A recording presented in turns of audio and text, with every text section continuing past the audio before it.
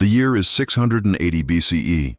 The morning mist clings to the rolling hills of northern China like ghostly fingers, reluctant to surrender to the rising sun. In the distance, smoke rises from scattered villages nestled in valleys between ancient mountains.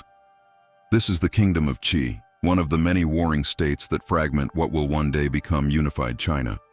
Here, in this turbulent age of constant conflict, a revolutionary idea is about to take shape. An idea that will echo through millennia and become one of humanity's greatest architectural achievements. But before we witness this pivotal moment in history, tell us in the comments, what do you think drove ancient civilizations to build such massive defensive structures? What would you have done to protect your people in this age of endless warfare?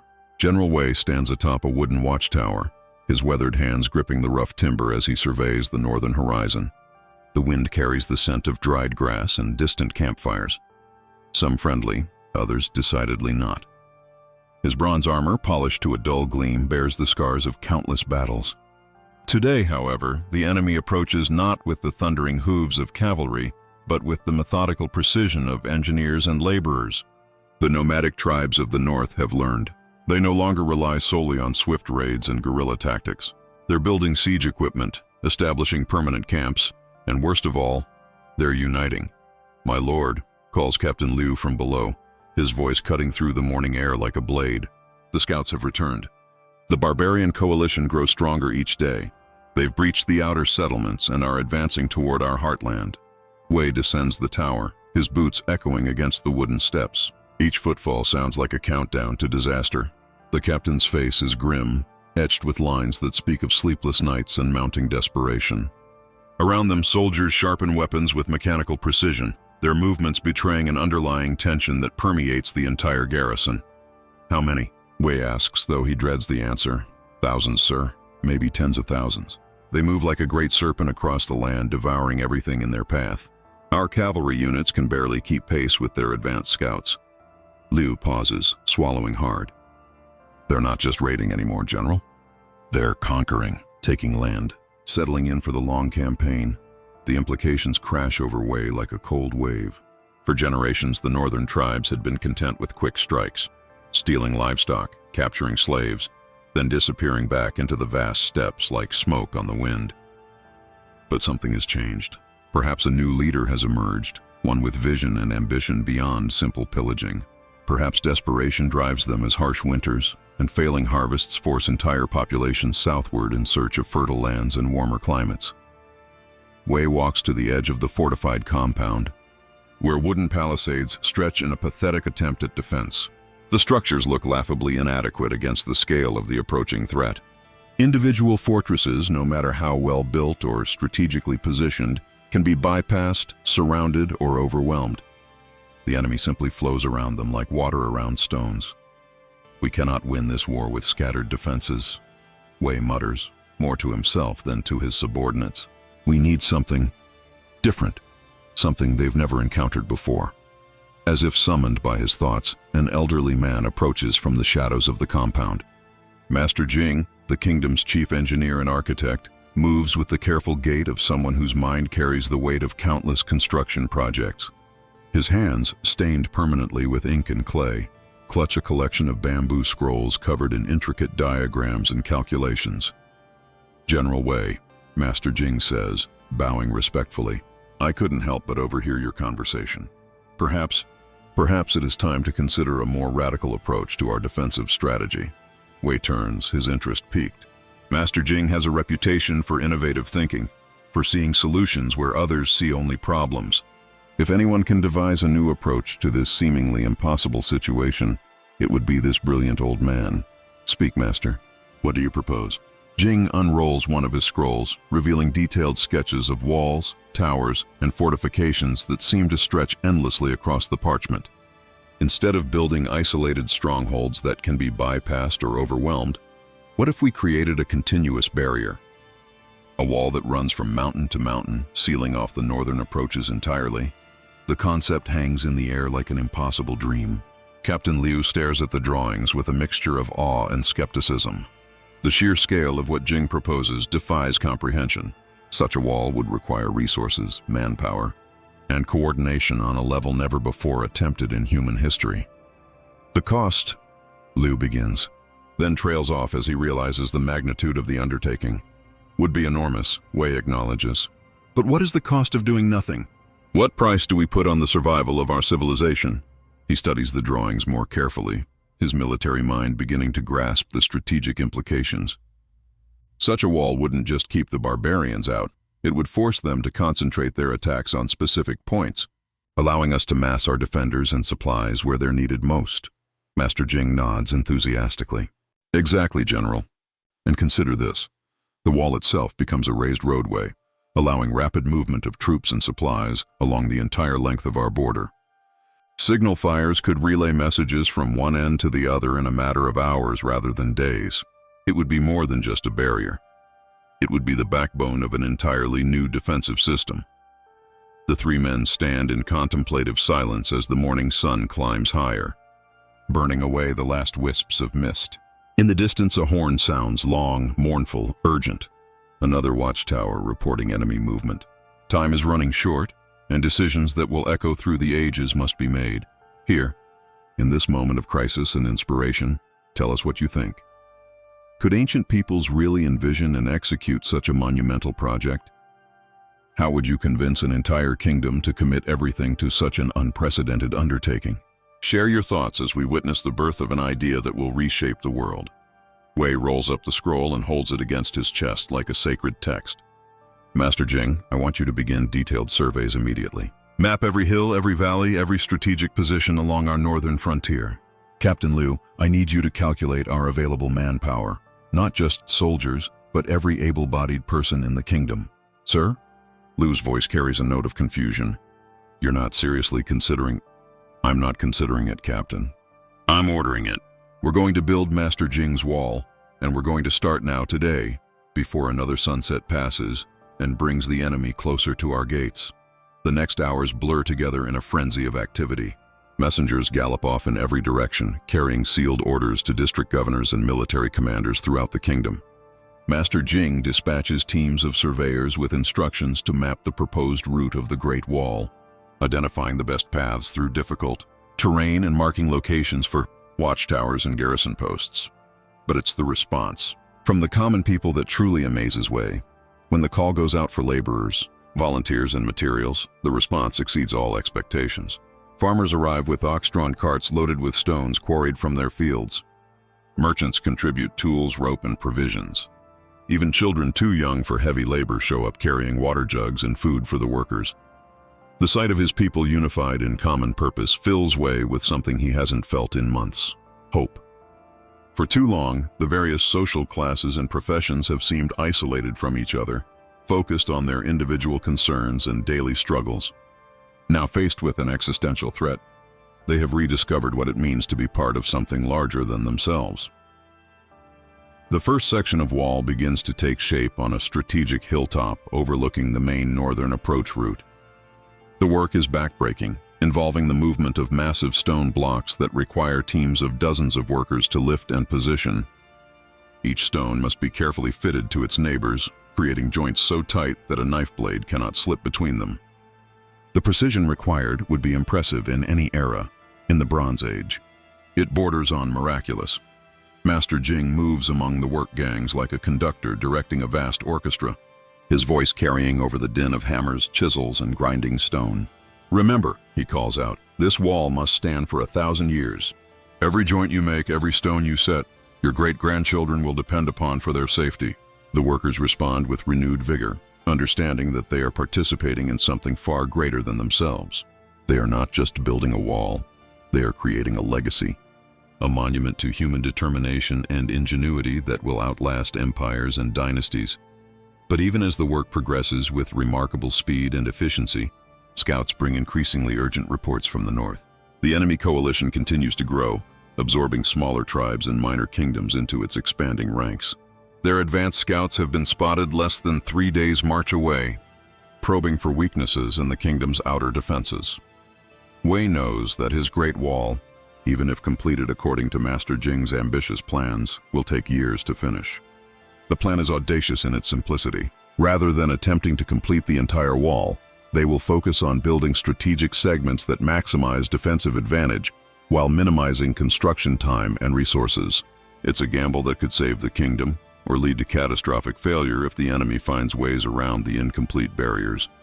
As construction intensifies at the priority locations, the sounds of building echo across the landscape day and night. Torches and bonfires illuminate the work sites after dark, allowing labor to continue around the clock. The workers, sustained by a constant flow of food and supplies from supporting communities, push themselves to extraordinary levels of endurance and commitment. The first completed section stands 12 feet high and 6 feet thick, crowned with a parapet walk that allows defenders to move safely along its length while remaining protected from enemy arrows. Wooden gates, reinforced with bronze fittings, control access through carefully planned openings. Watchtowers at regular intervals provide elevated positions for archers and signal fires. But it is the psychological impact of the wall that proves most significant. As word spreads of the great construction project, the morale of the kingdom's people soars while reports filter back from enemy scouts speaking of the mysterious barrier appearing across traditional invasion routes. The barbarian coalition, accustomed to facing isolated fortresses and scattered resistance, suddenly confronts something entirely new and potentially formidable. The climax approaches with the inevitability of an avalanche. On a gray morning shrouded in autumn mist, the enemy finally reveals itself in all its terrifying glory. From the newly completed watchtowers, defenders watch in stunned silence as thousands upon thousands of warriors emerge from the northern plains like ants pouring from a disturbed hill. The sight defies comprehension, a seething mass of humanity stretching to the horizon, moving with the inexorable purpose of a natural disaster. Wei stands atop the central wall section, his hands steady despite the magnitude of the approaching threat. Around him, his best soldiers prepare for what may be the most important battle in their kingdom's history. The air fills with the scrape of metal on stone as weapons are sharpened one final time, the creak of leather armor as men settle into positions, and the whispered prayers of warriors preparing to meet death. "Remember," Wei calls out to his defenders, his voice carrying clearly in the still air, "this wall is more than stone and mortar.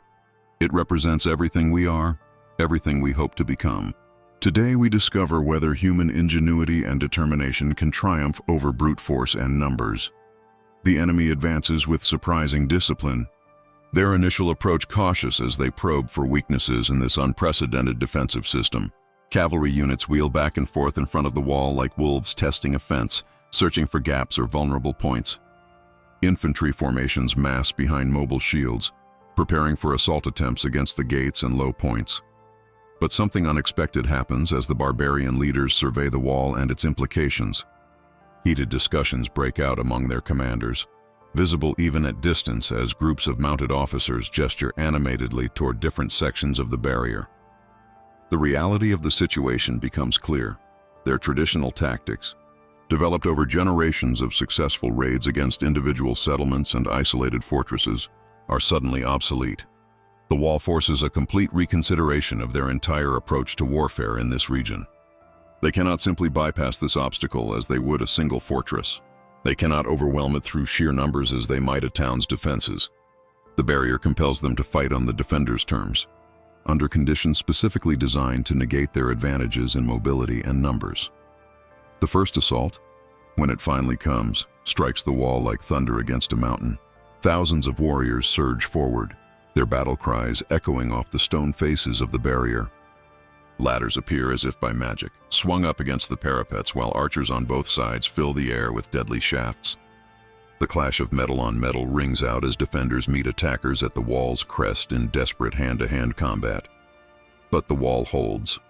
More importantly, it channels and focuses the enemy's assault into predictable patterns that allow the defenders to mass their forces at critical points.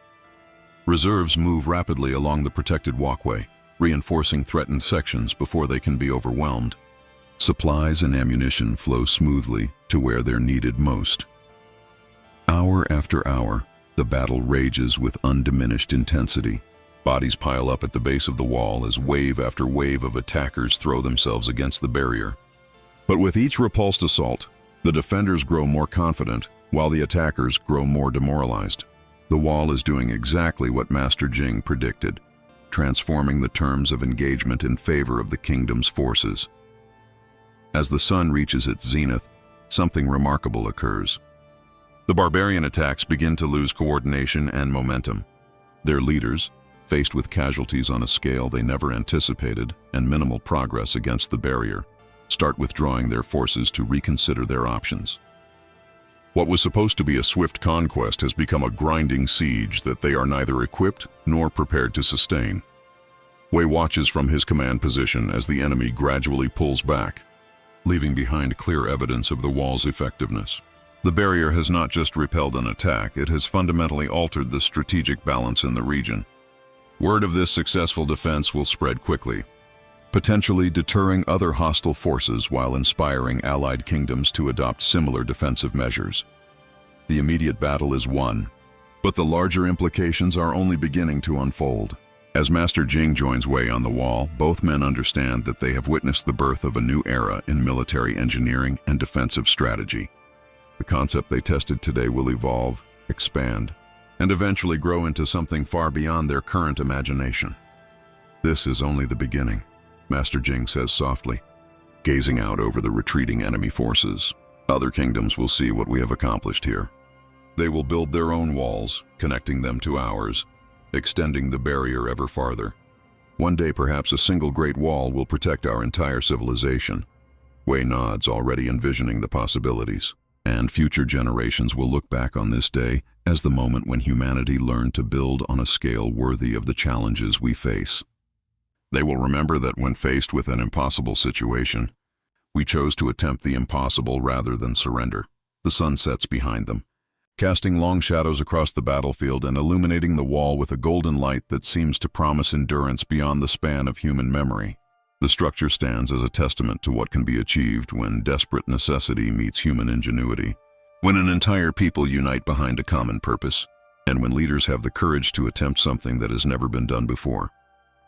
In the years that follow, the wall will indeed grow and evolve, spreading across mountains and valleys as predicted.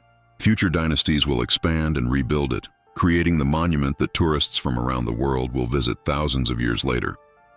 But here, in this moment, it is simply a successful defensive barrier that saved a kingdom and proved that the impossible can become inevitable when human determination meets the test of survival. The legacy of this day extends far beyond military strategy or architectural achievement. It demonstrates humanity's capacity to conceive and execute projects that span generations, to build for the future rather than merely for immediate needs, and to create works that embody the highest aspirations of civilization itself. What are your thoughts on this pivotal moment in history? Could you have made the same leap of imagination as Master Jing and General Wei, envisioning a defensive system on such an unprecedented scale? How do you think this achievement influenced the development of other great construction projects throughout history? Share your insights in the comments below.